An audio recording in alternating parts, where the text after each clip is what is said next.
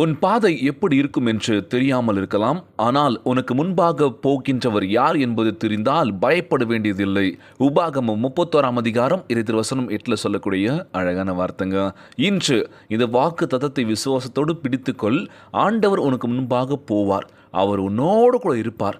உன்னை கைவிட மாட்டார். Praise the Lord. என் அன்பு சகோதர சகோதரிகளே, ஆண்டவர் நாமத்திற்கு சோத்திரம். தினம் ஒரு ஜப வழியாக பேசிக்கொண்டிருப்பது உங்கள் அன்பு சகோதரன் பிரபு.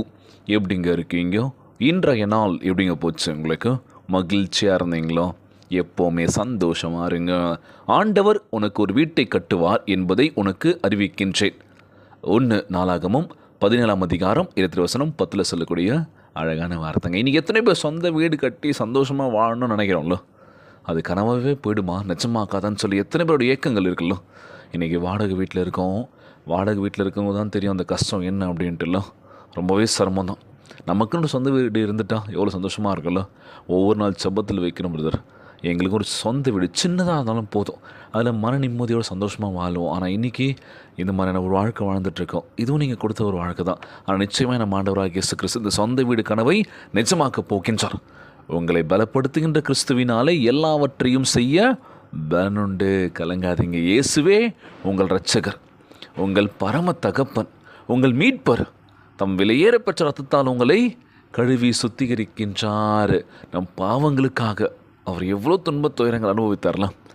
கவலைப்படாதீங்க. நிச்சயமாக நம் ஆண்டவராகிய இயேசு கிறிஸ்து நமக்கு ஒரு வீட்டை கட்டி எழுப்புவார். கவலைப்படாதீங்க. தொடர்ந்து ஜெபியுங்கள்.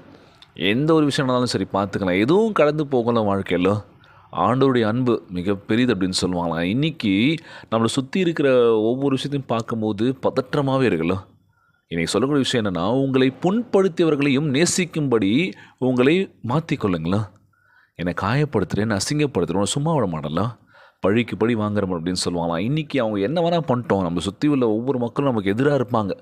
நம்ம என்ன பண்ணோம்? அமைதியாக கடந்து போயிடுங்களா. அந்த அமைதிக்கான பவர் நிச்சயமாக அப்போ புரியாது. கொஞ்ச நாள் போனதுக்கப்புறம் புரியும். அவங்களே உணர்வாங்க, ஐயோ எவ்வளோ அவமானப்படுத்திட்டேன், எவ்வளோ அவங்கள பேசிட்டேன், ஆனால் அவங்க எதுவுமே பேசாமல் கடந்து போயிட்டாங்களே அப்படின்னு சொல்லி அவங்களுக்குள்ள ஒரு மாற்றங்களை உருவாக்குவார் நம் ஆண்டவராகிய இயேசு கிறிஸ்து. உங்கள் துக்கம், அவமானம், வேதனை இவற்றின் நடுவிலும் பரிசுத்த ஆவியானவர் உங்கள் ஜப ஆவியினால் நிரப்புவார். இயேசுவை போல தகப்பனே, நாங்கள் செய்கின்ற ஒவ்வொரு விஷயத்தையும் நீங்கள் ஆசீர்வதிங்கப்பா. நாங்கள் தவறு செஞ்சிருந்தாலும் எங்களை மன்னித்து ஏற்றுக்கோங்கப்பா. உங்களுடைய பிள்ளைகளாக வாழ ஆசைப்படுறோம்ப்பா. எங்களை மறுரூபப்படுத்தி எங்களை ஆசீர்வதிப்பீராக ராஜா. ஆண்டவரே, எங்களை உயர்ந்த இடத்துக்கு உயர்த்துங்கப்பா. இன்னமும் எங்கள் வாழ்க்கை இப்படியே தான் இருக்குது. எப்போ மாறும்னு பார்த்தா நாட்கள் நகர்ந்து போயிட்டுருக்கு, வருடங்களும் போயிட்டுருக்கு. ஆனால் எங்களுடைய வாழ்க்கை இன்னும் மாறலையே, இப்படியே தான் இருக்கேன்னு சொல்லி கலங்குறீங்களா? கவலைப்படாது. நிச்சயமாக மாறணும் அப்படின்னா உங்களுக்குள்ளார ஒரு மாற்றங்கள் வரணுங்க. ஆண்டவர் உங்களை கட்டி எழுப்பும்போது நீங்கள் மற்றவர்களுக்கு ஆசீர்வாதத்தின் கரமாக விளங்க வேண்டும். இதுதான் ரொம்ப முக்கியமான விஷயம். இது நம்ம மாறிட்டோம், நமக்குள்ளார மாற்றங்கள் வந்துருச்சு, பிறரையும் மாற்ற வைக்கணும் அப்படின்னு நினைப்போம்ல. ஐயோ இவங்க தப்பு பண்ணுறாங்க, தப்பு அவங்க உணரணும்னு சொல்லி நம்ம என்ன பண்ணுவோம்? போய் சொல்லுவோம், நீங்கள் பண்ணுறது தப்புங்க அப்படின்னு சொல்லி. கேட்டு அதை அக்செப்ட் பண்ணுறவங்க ஒரு சில பேராக இருக்கலாம். ஆனால் கேட்காம உங்களுக்கு என்ன வந்துச்சு, நான் அப்படி தான் பண்ணுவேன்னு சொல்லி எடுத்தறிஞ்சு பேசுகிறவங்களும் இருக்காங்க. நீங்கள் ஜெபத்தில் ஒப்பு கொடுங்க, கோவப்படக்கூடாது. அந்த இடத்துல நம்ம தாழ்மையாக போயிட்டோம் அப்படின்னா எந்த பிரச்சனை இல்லைங்க.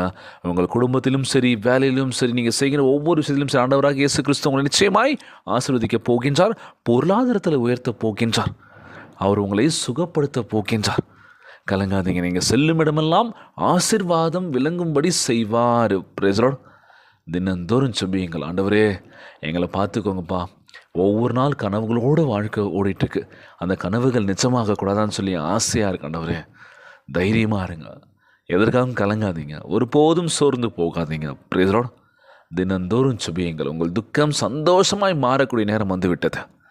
கவலையோடு இருக்காதீங்க, மகிழ்ச்சியாக இருங்க. பிறரை மகிழ்வித்து பாருங்களா, அவ்வளோ சந்தோஷமாக இருக்குமா.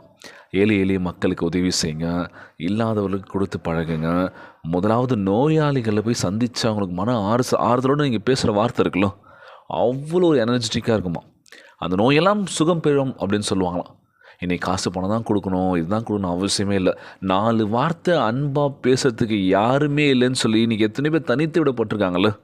ஒரு மாதிரி இருப்பாங்க, அன்பாக பேசி பாருங்கள், 4 வார்த்தை பேசி பாருங்களேன், அவங்களுக்கு ஒரு பூஸ்டப் கிடச்ச மாதிரி இருக்குமா. ஸோ இன்றைய நாள் ஜெபம், ஆண்டவரே எங்கள் வாழ்க்கையை கட்டி எழுப்புங்கப்பா, பொருளாதாரத்தில் உயர்த்துங்கப்பா, எங்கள் பாரங்களையும் இறக்கி வைக்கிறோம்ப்பா. நீங்கள் தான்ப்பா பார்த்துக்கணும். இன்றைய நாள் ஜெபத்திற்குள்ளாக பயணிப்போமா? எங்களை மிகவும் அதிகமாய் நேசிக்கின்ற அன்புள்ள ஆண்டவராகிய இயேசுவே, இன்றைய நாள் வாக்குறுதி வசனத்திற்காக நன்றி ராஜா. அன்புள்ள ஆண்டவரே, எங்கள் வாழ்க்கையை உருவாக்குகின்றவராக இருப்பதற்காக உம்மை சோத்தரிக்கின்றனப்பா. மிக பரிசுத்த விசுவாசத்தால் எங்களை கட்டி எழுப்புவீராக. இயேசுவின் ரட்சிப்பு வல்லமையை அனுதினமும் நம்புவதற்கு உதவி செய்யுங்க ராஜா. எங்கள் ஜெபங்கள் வல்லமையாக இருப்பதற்கும் உமக்கு பிரியமாக இருப்பதற்கும் எங்களை பரிசுத்த ஆவியில் நான் நிரப்பிட வேண்டும் என்று ஜெபிக்கிறேன்ப்பா. எங்களுக்கு இருக்கும் எல்லா பயம், துக்கம், குற்றச்சாட்டு, சர்மங்களை எல்லாம் அன்பு மேற்கொள்ளட்டுமாப்பா. எங்களை ஆலயமாக, பரிசுத்த ஆலயமாக்குவீராக. சித்தத்தின்படி எங்கள் சுவாபத்தை நீர் வளைந்தீர்வீராக. கிருபையுள்ள வார்த்தையினால் மற்றவர்களை ஊக்கப்படுத்த வேண்டும் என்று ஜெபிக்கிறோம்ப்பா. எங்களை சுற்றிலும் இருப்பவர்களுக்கு பலப்படுத்த வேண்டும் என்று கேட்கிறாண்டவரே.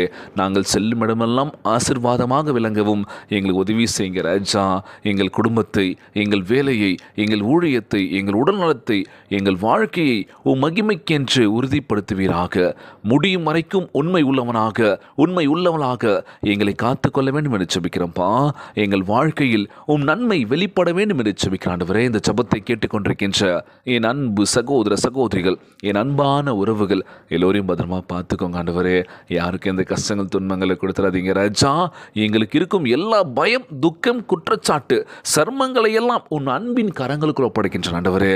எங்களுக்கு நீங்கள் ஆசீர்வாதத்தை கொடுங்கப்பா. பொருளாதாரத்தை உயர்த்துங்கப்பா. நோய் நொடி இல்லாமல் ஆரோக்கியமான உடல்நலத்தை தர வேண்டும் என்று ஜெபிக்கிற ஆண்டவரே.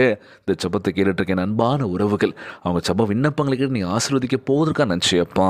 ஒவ்வொரு குழந்தை செல்வங்களை ஆசீர்வதிங்க ராஜா. உடல் தெம்பும் வலிமையை தர வேண்டும் என்று கேட்குறேன்ப்பா. கணவன் மனைவிக்குள்ள ஒற்றுமையை கொடுங்க, சமாதானத்தை கொடுன்னு சொல்லி கேட்குறேன்ப்பா. உலகில் வாழ்கின்ற ஒவ்வொரு மக்களும் ஒற்றைமுடனும் சமாதானத்துடன் இருக்க வேண்டும் என்று கேட்குறான். எல்லோரையும் பத்திரமா பார்த்துக்கோங்கப்பா. கண்ணீரும் கவலையுமா ஜெபிக்க நம்முடைய பிள்ளைகளை பாருங்க ராஜா. அவருடைய கனவுகள்லாம் நிஜமாக்குங்கப்பா. சொந்த வீடு வேணும், எங்களுக்கு கடன் இல்லாத ஒரு வாழ்க்கை வேணும், எங்களுக்கு எந்த பிரச்சனையும் இல்லாமல் சந்தோஷமாக வாழணும், நிம்மதியான ஒரு வாழ்க்கையை கொடுக்குன்னு சொல்லி கேட்குறாங்கப்பா. நிச்சயமாக கொடுப்பேன் நம்புகிறேன் ஏசப்பா. ஒருத்தருக்கு ஒருத்தர் விட்டு கொடுத்து போகணும்ப்பா. கோவத்தை தூக்கி போடணும், சமாதானத்தோடு இருக்கணும், எல்லாருமே ஒற்றுமையும் வாழ வேண்டும் என்று ஜெபிக்கிறப்பா. எல்லோரும் பத்திரமா பார்த்துக்கோங்க ஆண்டவரே. இன்றைய நாள் ஜெபம் இயேசுவின் விலையேற பெற்ற நாமத்தினாலே ஜெபிக்கின்றேன் நல்ல பிதாவே, ஆமேன், ஆமேன். இயேசுவுக்கே புகழ், இயேசுவுக்கே நன்றி. மரியே வாழ்க. God bless you all.